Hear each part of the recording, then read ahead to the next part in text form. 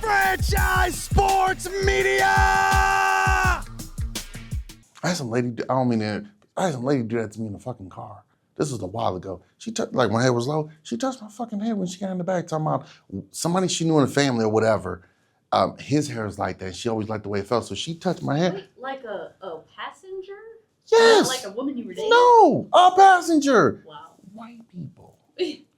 Guy gets in, her husband's up here, the mom's in the back with the two kids. Yeah, she touches my hands like, it's just like, I forget the guy's name. And even the husband, like, I don't think he called in first, but even the son, like, Mom, what are you doing? He's just like so-and-so. And the husband looked back and said, don't do that. He even said, I'm so sorry, but guess what she does? She apologized. She gets out the car last. She does it again. I don't want to do it one more time. Oh, I wanted to cuss her ass. I wanted to get out and like this. Let me squeeze your ass real quick. Yeah. Y'all weird. Y'all weird. I was talking to you about that on the way over here. Yeah. Y'all super weird. Hold on. Let me make sure I get the right. That's the only thing about this damn thing, man. I wish these fuckers had better images. All right, hold on. There we go.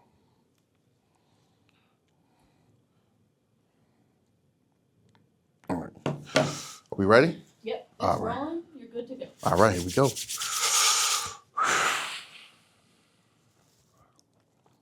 One, two, three. What's going on, fight fans? Thank you guys for tuning in to another episode of The Main Event right here on Franchise Sports Media. I am your host, Kalani Lua. Be sure to like, share, and subscribe. Man, oh man, what a weekend we had. Well, at least the first 2 days. We're not going to talk about Sunday and my damn Raiders, but Friday, Saturday, boy, it was some competition going on out here in Vegas, boy. We had Power Slap to cow. We had UFC 320. Let's jump into it. Going into the weekend, as you guys saw, I had the previous interviews with some of the Power Slappers on there. Be sure to go ahead and check those videos out. Had the crazy Hawaiian and the Hawaiian Hitman himself and Joker on the show. Shout out to the Usos right there. Had a lot of other slappers that were on here as well who went out and boy, oh boy, did they put on a show at the Fontainebleau. Power Slap 15. I'm telling you guys, man, it is addicting. Regardless of what you may think about the sport, from afar, it's easy to judge it when you don't know it, understand it. I'm telling you right now, if you are in Vegas or the times that they have hit the road and you get a chance to go to Power Slap Live, just go one time. Check it out live. I promise you it is a different experience. The energy, the atmosphere, the people that you can meet there, some of the nicest, most welcoming people, and it is a sport that is action-packed. Speaking of action-packed, I mean, starting off right away, we had the man himself, the one-hitter quitter, Stunt Marshall yet again. Gets a one-slap knockout, his second in a row at Power Slap. This guy right here is just oozing with charisma and possibly a future champion at Power Slap. I mean, he's got all the tools needed for it. He's got the look, he's got the personality, the power, the slap. He's got the views on social media. It's been awesome. Tremendous time sitting down with him, getting to talk with him some, and then seeing what he could perform out there up on the stage. Man, oh man, he lined it up with the slap. And he just, well, bang! And it's a shake, rattle, and roll. It's a 7.8 on the Richter scale with the earthquake he brings with his slaps. So shout out to Stunt Marshall. Continue to do your thing. Ooh, it was something to see. Yes, indeed. And the post-match celebration was also pretty cool, too. So that was awesome also to tune into. We got Ellie Dempster. She got the victory as well. This one was close, because it was one of those where she gives it to Hollywood Haley, gives her a good smack, rattles her, drops her down. Now Haley's getting up, and it was one of those where you're getting up, maybe the lights are on, but you're not in the living room. I can tell you that right now. It looked like she was trying to come in through the back door from the backyard, but it's just one of those where the ref said, hey, listen, as much as this is a human car crash, we are concerned about your safety. We're gonna stop it, shut it down right there. Dempster gets a beautiful victory here, calling out for a Paige Van Zandt whenever she returns back to the stage. Hey, love to get those two up there. Love to have them both in here in the studio for an interview. But what a performance right there by the ladies, going out there showing they could bring the fire and thunder as well. This right here had to be match of not only the night, possibly match of the entire year in Power Slap. One of the best Power Slap moments we had was Brendan the Reaper Rhodes versus Trenton Brudeau. Oh man, oh man, oh man. Let me tell you something right now. Oh, excuse me. Not that one. I jumped ahead a little bit on that one. Excuse me. But this was still a good match. These two went at it. We got Brudeau, who was making his debut, jumped up there. His big brother was the champion going in. And look, it was what it was as far as that one goes. But at the end of the day, sometimes you're the bugs, sometimes you're the windshield. Shout out to Brendan on that one. It was a phenomenal showing for him to get the victory there. As well for this victory with the knockout. And then you got the big man himself, Juicy. Big Juice jumped up there. That was atmosphere right there, making his entrance down. You got the Hawaiians on one side, I'm on the other, all the Usos, all the Polynesians that was in the house. He's a fan favorite. He brings the charisma. He brings the energy when he's up on stage. He went at it with your man, the White Hulk, Zach Lansing, two heavyweights. I mean, they brought the thunder every single time. It was Big Juicy that was able to get the victory, though. Possibly the best post-match celebration ever. Took the shirt off, did the front flip, did the spin, hit him with the deuces. Hey, you gotta love it. You gotta love it, man. When big boys, just like in football, when big boys celebrate, it's the best out there, man. Because we don't get to do it too much. So it was awesome to see that as well. Now, we also had Jackie the Hybrid Kaylin taking on Abby Montez. These two went at it. I mean, these two went at it. It was Abby that got her hand raised in the end. Shout out to Abby Montez for the tremendous victory, but also shout out to the heart of Kaylin as well. To go out there, take that punishment, and to still deliver what she was giving back. Just wasn't her night, but she was also, and one of the reasons she's so popular and so beloved by the fans is not only does she give you everything up on stage, she's so gracious with the fans in the lobby. She's out there taking pictures, meeting people. I got one with her, but very gracious with her time, very humble and victory-oriented feat. She's definitely going to be back, stepping up on the stage in the future. Hopefully, she also gets the chance to show her skills in the MMA world so she could pop up there and show the UFC. Hey, she's ready to jump in that octagon as well. She can't just slap. She can straight up scrap. But Montez got the victory. Look forward to see what they have going for her going forward as well. This is what I was getting to before, so excuse me from earlier. You had Nate, the Buffalo Soldier Bernard, taking on Aaron, the Colossal Turner. This right here, match of the night, possibly match of the year. These two went at it. Bernard, low down there to shame for you guys don't get the reference. Check it out, classic movie. But Bernard almost gets knocked out.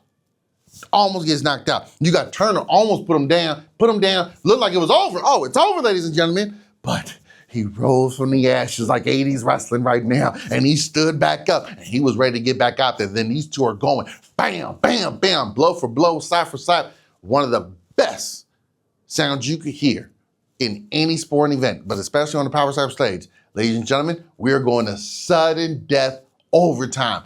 The crowd was electric because they saw just how awesome this was. You had Bernard going up there, coming back after almost being finished, forcing an overtime. And what is he doing overtime? Gets the victory with the knockout. I mean, it was like a Hollywood movie. Seriously, the energy was awesome.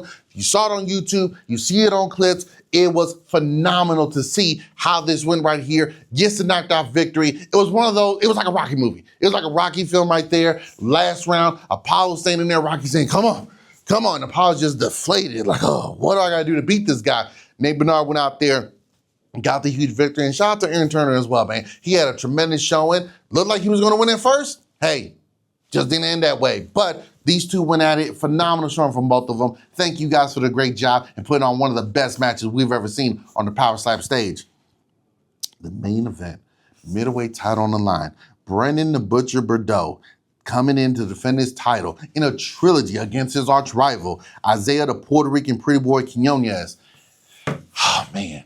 Bordeaux had the crowd with him. He had his fans that was there, his family that was there. The rivalry between these guys, it's the third time they're going to step across from each other. They're 1-1, and it was a Puerto Rican Pretty Boy that came out with the victory, put Bordeaux down. I believe Bordeaux posted images on his social media saying he's got a broken orbital bone.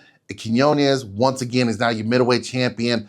He's a tremendous representative for the division and also for the company. It's going to be fun to see how things with him go in the middleweight divisions. I believe I had on the show, like I told you guys, a guy by the name of Joker looking to get back in the scene. We'll see if he can move up at some time and get himself a title shot. And also, there's a guy named Stunt Marshall at middleweight as well. Uh-oh. So, Quiñones enjoyed the celebration, but he definitely has some stiff competition. But there's a reason he's the champ. He has shown time and time again he's head and shoulders above the rest. Bordeaux talked about possibly retiring and walking away. And sometimes when you are in such a high emotional, high intense situation and things don't go your way, your emotions, the intensity, the adrenaline, all that goes into it. Look, it may be slapping, but you're also sacrificing your health, your well-being, time away from your family, time away from your friends, time away from just enjoying everyday life. I mean, you're gonna have to make weight, then you gotta travel, you gotta train. It's a lot that goes into it for all these sports, for all these athletes and entertainers out there. So to go out there and feel like you were cheated, throughout the entire card, through several matches, many slappers felt that there were a lot of fouls being made, whether it was too high, too low on the chin. You know, it's one of those where it's tough. It's tough because you say, well, why are there rules in there if they're not going to be enforced to make sure that we all have a fair shot? And it's just like anything else. Listen, we could train at this, we can go at it. But when I am coming in, slapping you, moving up an inch, coming down an inch, moving too close to the front, too far to the back, a lot of times it's not intentional. It's just a matter of the moment, and that happens. We see in football. You can be the most accurate quarterback out there. You throw 60%, that's pretty good. You think about in baseball, a guy that hits 300, 30% out of 100, that's a Hall of Fame right there. He had a great season. You know, most of the guys are sitting around 270, 260, and that's some of the best hitters out there. So 2 out of 10 times, 3 out of 10 times at bat you're hitting the ball, you're considered one of the best. So when you're doing something like this, it's difficult, it's frustrating because you know you're not trying to do it, or at least you hope you guys aren't trying to do it, and gals aren't trying to do it intentionally. But then you look and you're like, well, shoot, man, now I just lost my championship. I get knocked out. I got to suffer this injury. Now I got to go through recovery, surgery possibly. I got to take time away from being back out there or doing other things I want to do in life as well because of this injury, which came at a foul, which Bordeaux feels he was, posted a video.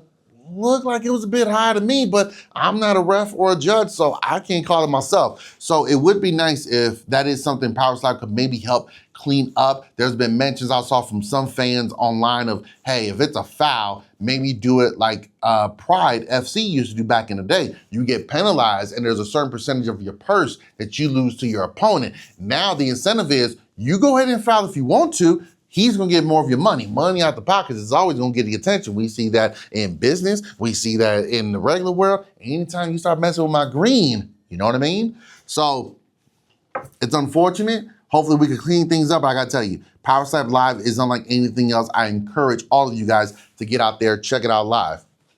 Now, that was Friday night. Friday night at 8, had myself a date. Moving on over to Saturday. Saturday, icky. UFC 320, T-Mobile Arena. 2 titles on the line, and we have some wars to get to. The main event, Magomed Ankalaev, the man, the myth, the legend himself, going out there showing, hey, the first time I beat Pereira was not a fluke. I'm him. There's a reason I'm the most feared fighter in this division. There's a reason his team kept him away from me for so long. There's a reason people don't want to fight me. I have everything needed to be the champion. Defending his title against the man he took it from, Alex Pereira. Will history repeat itself, or will the Brazilian be able to go out there and get his belt back? Remember, Magomed said, no more Chama, it's done. Well, something was done, and it wasn't no more Chama. Alex Pereira blitzes out of the corner like I mean it was like a race. It was like a racetrack. He comes firing out the corner, put the pressure on Ankalaev right away from the beginning. Bam, bam, bam. Thank you, ma'am. Within 3 minutes, 2-3 minutes, goes ahead, throws the overhand right, gets the knockdown. Ankalaev was just never able to get himself together. The immediate pressure coming forward. Pereira said, "Hey, listen, no excuses." But in the first fight, I got injured. I was also sick, dealing with something. It has been confirmed that he was tampered with, at least. He wasn't 100%, which none of these fighters are going to go into it. But I just wasn't myself. Even though I was tough, all 11 of his takedown attempts. Now, instead of me backing up and waiting on him, I'm going to be the aggressor. I'm going to force. And I've said this time and time again.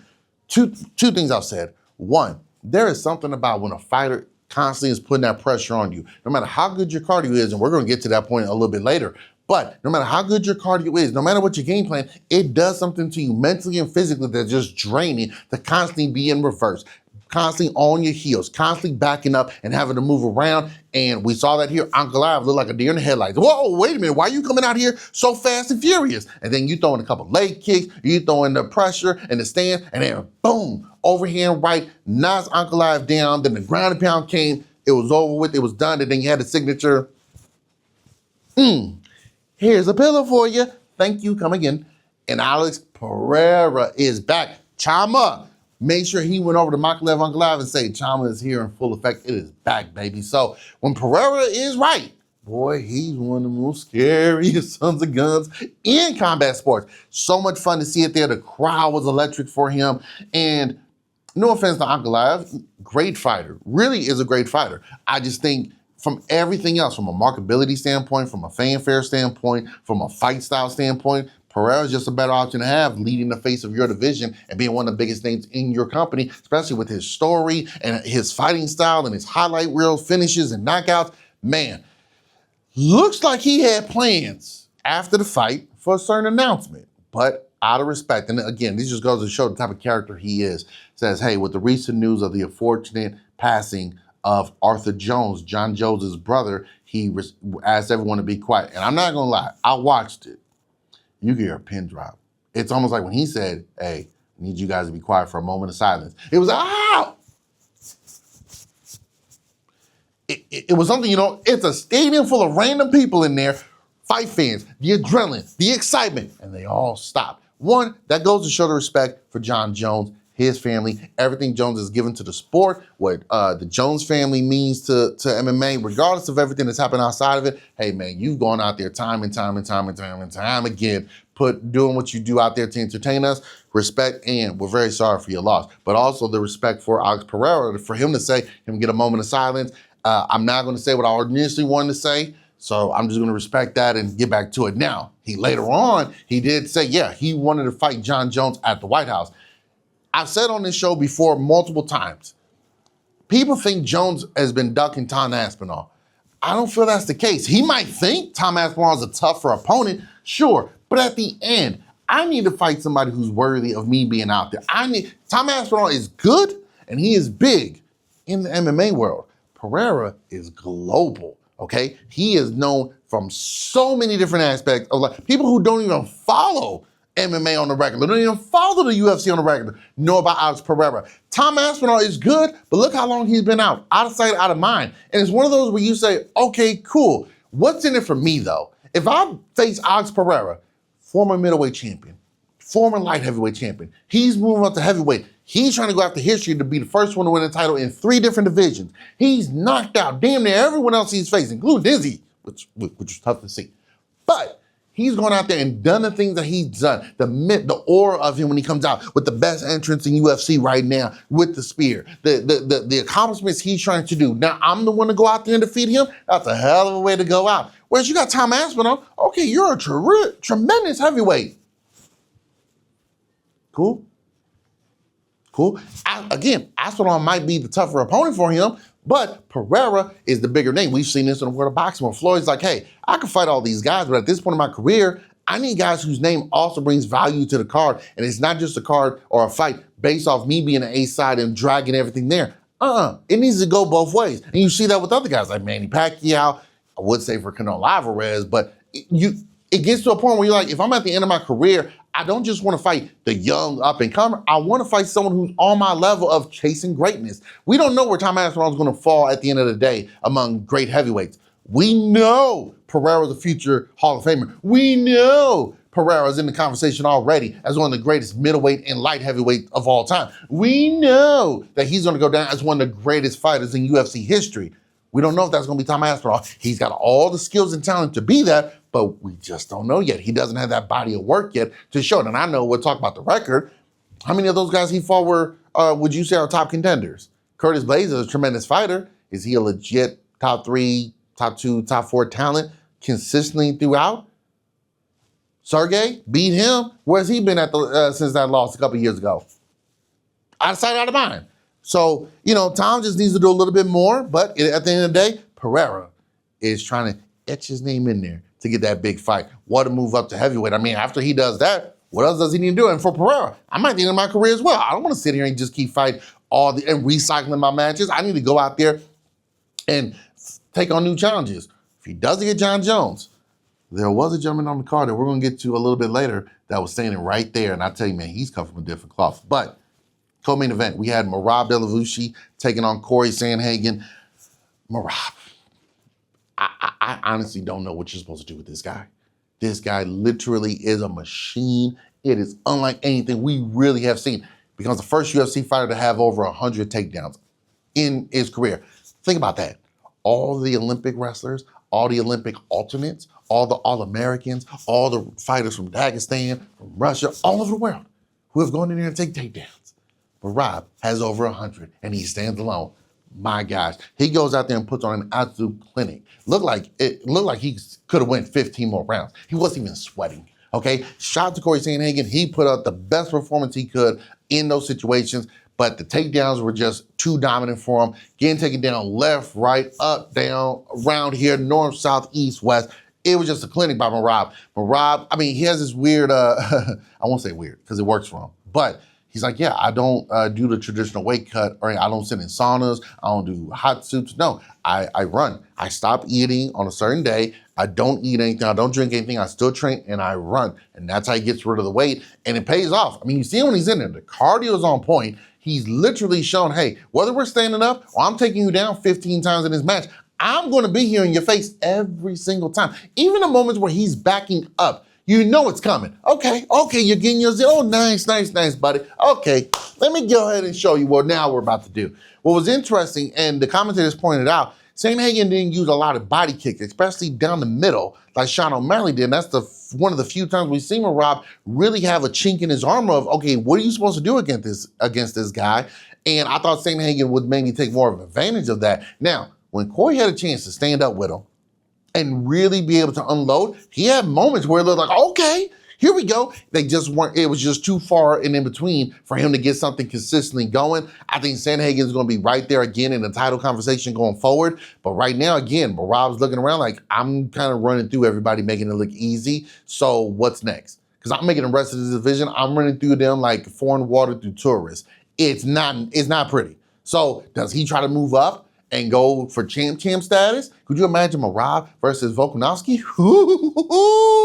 That'd be a good one in itself. Shout out to Merab, man. I mean, we're witnessing greatness right now. We are truly witnessing greatness. Before we got to the title fights, this was the fan fight right here. This fight was for the fans. We had Khalil Roundtree taking on Yuri Prochazka. These guys went at it, man. They went to war. And you know when it's Yuri, if his name's not Alex Pereira, Yuri's beat everyone he's faced. And he's got such a unique style. It's one that you say, the openings are right there. Why don't people just take advantage and just hit them right there? Okay, sure. What happens when you miss or you hit him and he don't go down and he's still coming forward? Now he's swinging at you. He's looping punches. He's throwing kicks. He's moving around. He's jumping in. He's closing the distance. What do you do then? Now, Khalil Roundtree had a tremendous game plan at first where he was executing, keeping his distance, staying calm, cool, collective in the pocket. We know with his power, every single punch and kick he throws has venomous anger behind it, bad intentions to put you to sleep.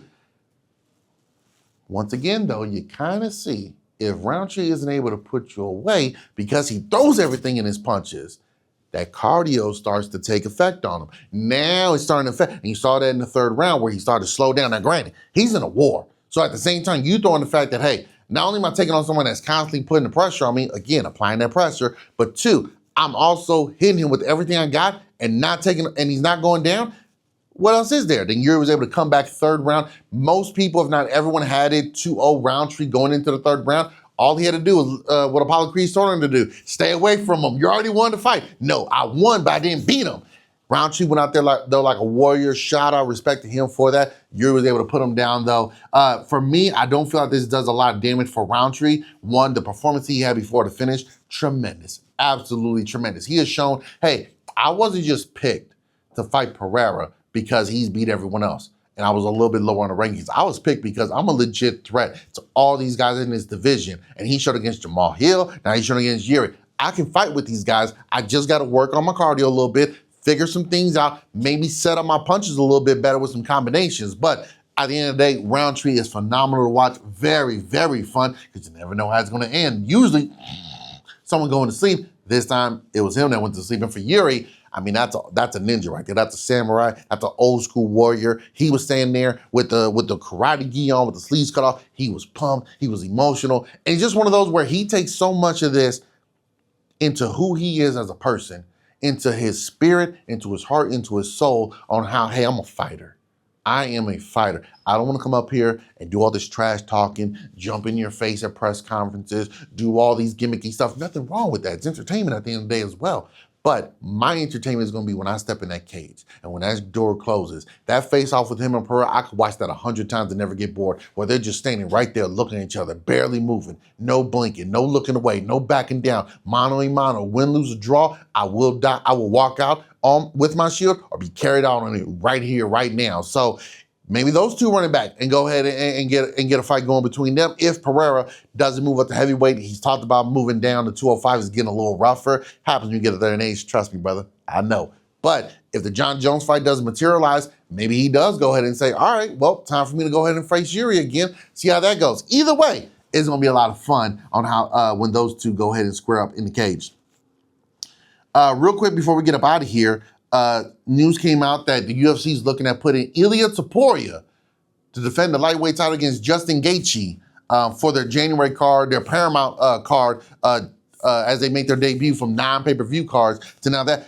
That's interesting. That's interesting. I really do believe so. You are taking a fan favorite in Justin Gaethje, a rising star in Ilia Topuria, two guys whose styles will tell you, hey, we want this to be a fight. We want to put on some action, some entertainment. You got two of the best in the game right here. Ilia Topuria is knocking legends out left and right. Justin Gaethje. Name me a Justin Gaethje fight where he was born. Name me a Justin Gaethje fight that damn near didn't win fight or performance of the night. I'll wait. Yep, clock still works. Yeah, so now you're putting two action-packed guys in there. Some will say they're sacrificing Justin Gaethje for Ilia Topuria, but I'll tell you what, the moment we start thinking that about a lot of these fighters, oh, they're just sacrificing them to the lambs, feeding the sheep to the wolves, that's exactly when you find out that was a wolf in sheep clothing right there. There's a reason Justin Gaethje's been around as long as he has. Yes, he's been knocked out. Yes, he's been beat up. But at the same time, while all that adds up, he's got the motivation to say, I finally got my title shot. I've been waiting a long time for it. I finally get to go out here and take on the champion, the real title. No disrespect to the BMF title, but I get to take on the actual championship on his way out. The leg kicks, Trevor Whitman's going to have him right with the head movement. If Justin Gaethje sticks to his game plan that him and his team come up with, we've seen how he looks in fights where he's done that, and he's looked phenomenal. We've also seen Ilia Topuria say, it doesn't matter what your game plan is, buddy, I'm going to knock you out. Because mama said. And he just had some issues in his personal life, so now he's on some extra motivation to unload some frustrations. Oh, pow! Oh, man, oh, man, oh, man. But before we get to January, we got this weekend, UFC Fight Night in Brazil. This isn't just Fast 5 going on, which is still a good movie, by the way, but we got Gamrot going down to Brazil to take on the man himself, the man, the myth, the legend, the submission master himself, Charles Oliveira do Bronx. Finally gets to fight in his home country of Brazil. Now a couple things kind of worried me about this. One, we've seen Oliveira take some losses recently. Very heartbreaking. It's very hard for me to root for Ilia Topuria because of what he did to Charles Oliveira during International Fight Week. Also, you throw in the fact that this is in Brazil.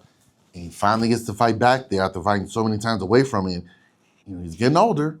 Does Charles maybe call this it? Is this maybe his swan song? Is this him saying, hey, I get to fight in front of my countrymen, win, lose, or draw, put my gloves down the middle? Now, I would be disappointed, one, because it's my favorite fighter. It's one of the best guys to watch out there. But two, we've never seen Oliveira at 170. He drains himself to get to 155. I would love to see how he looks, putting on the weight and then taking some time in camp to get a little bit bigger and try his luck at 170, maybe rejuvenate him a little bit, get those juices flowing, and have a couple matches up there at 170. Hey, new life can work. Ask Dustin Poirier and Max Holloway, how's life when you decide to move up a weight class? Ask Ilia Topuria that as well. So I would love it to see if Charles Oliveira gave a shot at welterweight, but at the end of the day, He knows his body better than anyone else, but that is going to be a fun fight between Oliveira and Gamrot as well. We also got Devison Figueroa taking on Montel Jackson, Vincent Luque taking on Joel Alvarez. Brazil, man, you know the fan base is going to be awesome. You know the crowd is going to be flooded with Brazilian MMA legends right there. It's going to be a good time. I don't think Vanderlei Silva is going to make it there for obvious reasons, but you get what I'm saying. It is going to be a lot of fun. It's going to be amazing to watch. It is going to be a fun time there. Hey, and you get to come right back here next week on the main event to get the recap and everything else that's going on. So thank you guys for tuning in to another episode of the main event right here on Franchise Sports Media. I'm your host, Kalani Lewis. Be sure to like, share, and subscribe. Until next time, fight fans. Peace.